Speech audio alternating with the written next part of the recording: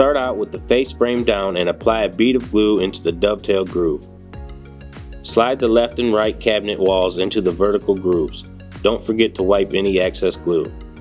Now slide the top and the bottom of the cabinet into place using the groove on the side of the cabinets. Flip the cabinet upright and slide the back wall into place using the grooves on the cabinet walls. Turn the cabinet onto its front and use pre-existing holes to secure the back of the cabinet to the top and bottom lips.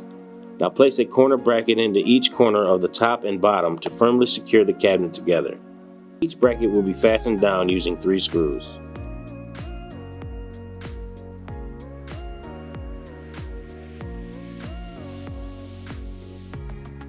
Place the door face down and set each hinge into place, making sure the holes on the hinge line up with the holes on the door. Fasten them down with 2 screws each. Then place a rubber bumper in each corner on the door opposite your hinges. Now place your door with attached hinges to the inside lip of the face frame and attach them to the cabinet using pre-existing dimples on the face frame.